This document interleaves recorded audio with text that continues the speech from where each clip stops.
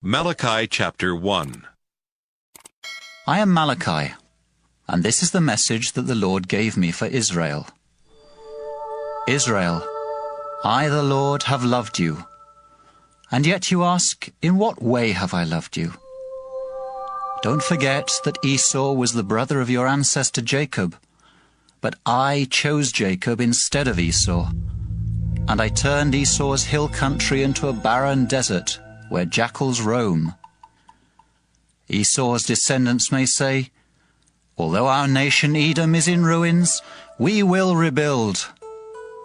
But I, the Lord all-powerful, promise to tear down whatever they build. Then everyone will know that I will never stop being angry with them, as long as they are so sinful.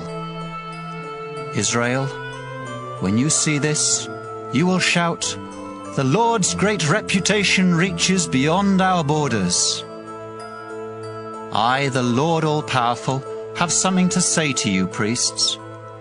Children respect their fathers, and servants respect their masters.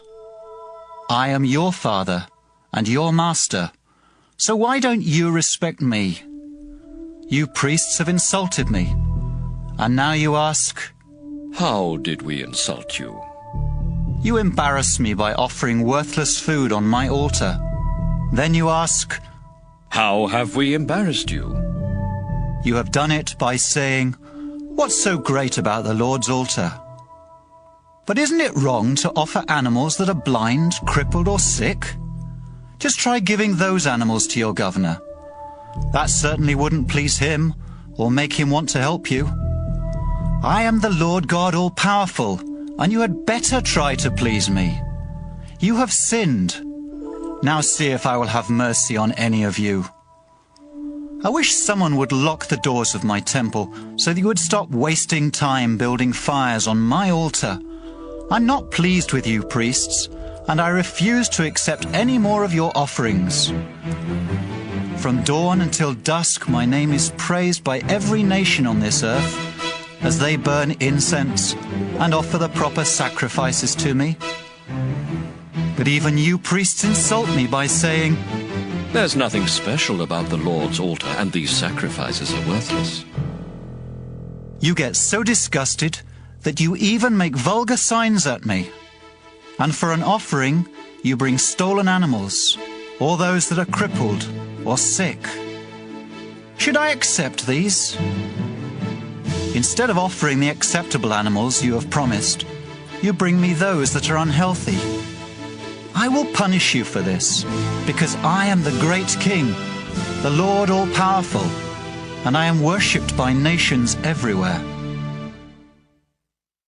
Malachi chapter 2. I, the Lord all-powerful, have something else to say to you, priests. You had better take seriously the need to honor my name. Otherwise, when you give a blessing, I will turn it into a curse. In fact, I've already done this, because you haven't taken to heart your duties as priests. I will punish your descendants, and rub your faces in the manure from your animal sacrifices, and then be done with you. I'm telling you this so I can continue to keep my agreement with your ancestor Levi. I blessed him with a full life, as I had promised, and he kept his part of the agreement by honoring me and respecting my name.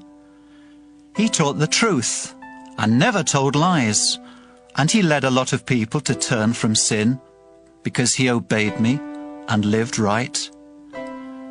You priests should be eager to spread knowledge, and everyone should come to you for instruction, because you speak for me, the Lord all-powerful. But you've turned your backs on me. Your teachings have led others to do sinful things, and you have broken the promise I made with your ancestor Levi. So I caused everyone to hate and despise you, because you disobeyed me and failed to treat all people alike. Don't you know that we all have God as our Father? Didn't the one God create each of us? Then why do you cheat each other by breaking the agreement God made with your ancestors? You people in Judah and Jerusalem have been unfaithful to the Lord. You have disgraced the temple that he loves, and you have committed the disgusting sin of worshipping other gods. I pray that the Lord will no longer let those who are guilty belong to his people, even if they eagerly decide to offer the Lord a gift. And what else are you doing? You cry noisily and flood the Lord's altar with your tears, because he isn't pleased with your offerings and refuses to accept them. And why isn't God pleased? It's because he knows that each of you men has been unfaithful to the wife you married when you were young. You promised that she would be your partner, but now you've broken that promise. Didn't God create you to become like one person with your wife? And why did he do this? It was so you would have children, and then lead them to become God's people. Don't ever be unfaithful to your wife.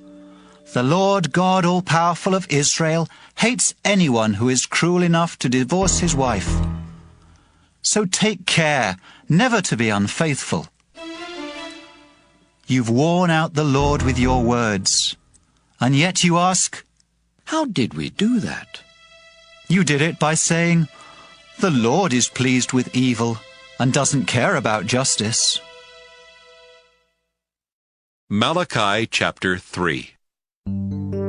I, the Lord all-powerful, will send my messenger to prepare the way for me. Then suddenly the Lord you are looking for will appear in his temple. The messenger you desire is coming with my promise, and he's on his way. On the day the Lord comes, he'll be like a furnace that purifies silver, or like strong soap in a wash basin. No one will be able to stand up to him. The Lord will purify the descendants of Levi as though they were gold or silver. Then they will bring the proper offerings to the Lord, and the offerings of the people of Judah and Jerusalem will please him, just as they did in the past. The Lord all-powerful said, I am now on my way to judge you, and I will quickly condemn all who practice witchcraft, or cheat in marriage, or tell lies in court, or rob workers of their pay, or mistreat widows and orphans, or steal the property of foreigners, or refuse to respect me.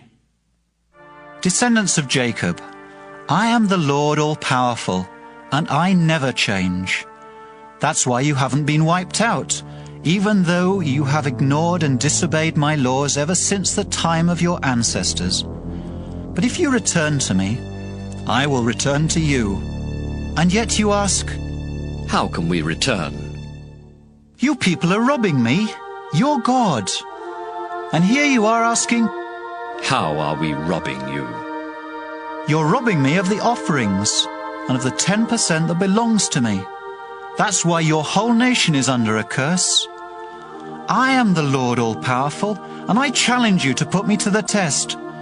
Bring the entire 10% into the storehouse, so there will be food in my house. Then I will open the windows of heaven and flood you with blessing after blessing. I will also stop locusts from destroying your crops and keeping your vineyards from producing. Everyone of every nation will talk about how I have blessed you and about your wonderful land. I, the Lord all-powerful, have spoken. You have said horrible things about me, and yet you ask, What have we said? here is what you've said. It's foolish to serve the Lord God all-powerful. What do we get for obeying him and from going around looking sad? See how happy those arrogant people are. Everyone who does wrong is successful, and when they put God to the test, they always get away with it. All those who truly respected the Lord and honored his name started discussing these things. And when God saw what was happening, he had their names written as a reminder in his book. Then the Lord all-powerful said, You people are precious to me, and when I come to bring justice, I will protect you just as parents protect an obedient child. Then everyone will once again see the difference between those who obey me by doing right and those who reject me by doing wrong. Malachi chapter 4. The day of judgment is certain to come, and it will be like a red-hot furnace with flames that burn up proud and sinful people as though they were straw. Not a branch or a root will be left. I, the Lord all-powerful, have spoken. But for you that honor my name, victory will shine like the sun with healing in its rays, and you will jump around like calves at play. When I come to bring justice, you will trample those who are evil, as though they were ashes under your feet. I, the Lord all-powerful, have spoken. Don't ever forget the laws and teachings I gave my servant Moses on Mount Sinai. I, the Lord, promise to send the prophet Elijah before that great and terrible day comes. He will lead children and parents to love each other more, so that when I come, I won't bring doom to the land.